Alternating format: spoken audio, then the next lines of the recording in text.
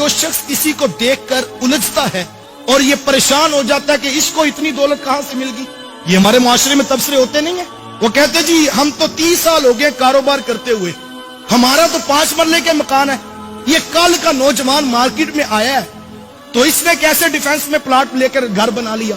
और मियां प्लाट जो है वो नौकरियों से तो नहीं मिलते, प्लाट जो है वो कारोबार से तो नहीं मिलते। प्लाट तो बंदा 120 दिन का मां के पेट में होता है, एक फरिश्ता आता है उसके हिस्से के सारे प्लाट लिख के चला जाता है। तो जिस रब ने लिखे हैं उसने तो अता करने हैं। तो किसी का सफर 50 साल में है, किसी का 60 साल में, किसी का 30 साल में, हम उलझ जाते हैं। काश के हम इस पर गौर करें कि ये कितना बड़ा मर्ज है।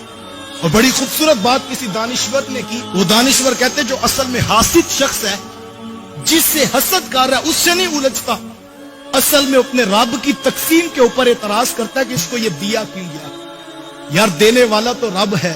और आज हम देखें कि हमारे अंदर ये हौसला है कि अपने से नीचे वाले में अगर सलाहियतें हो तो हम उसको अप्रिशिएट करके ऊपर ले आए।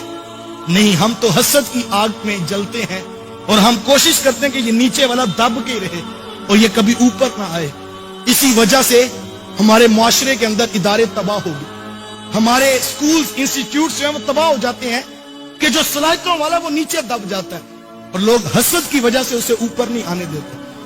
मैंने अपने बचपन के अंदर एक मदरसे को उजड़ते हुए देखा है और उसकी बुनियादी एक वजह यही थी कि जो बड़े असातिज़ा वहां पर मौजूद थे, अल्लाह ने एक नौजवान को जो 30 साल की उम्र के थे तो उनको इल्म का नूर भी दिया, ज़ुहद और तकवा भी रब ने उनको अता किया और अल्हम्दुलिल्लाह वो मुफ्ती भी बन गए, हाफिज़े कुरान भी थे, कारी कुरान भी थे।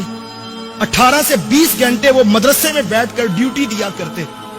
तो इदारे के मुंतजिमीन उनकी वो सलाहियतें देख रहे थे तो उन्होंने उनको बुला करके नाज़मियत का ओहदा उनको दे दिया कि आप आज के बाद नाजिम हैं मदरसा के। तो ये तो खुशी की बात थी और तुलबा में खुशी की लहर दौड़ गई कि एक बासलाहियत शख्स जो है वो उसको नाजिम बना दिया गया और यकीनन अब तालीम भी अच्छी होगी, तरबियत भी अच्छी होगी, माहौल भी मदरसे का ठीक होगा।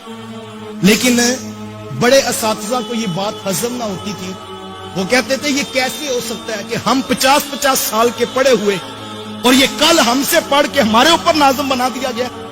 काश के वो ये सोचते कि मियां जिस सफर में तुम्हें 50 साल लगे हैं, जिस रब ने 50 साल में तुम्हें अता किया, वो करीम किसी को 30 साल में नहीं अता कर सकता।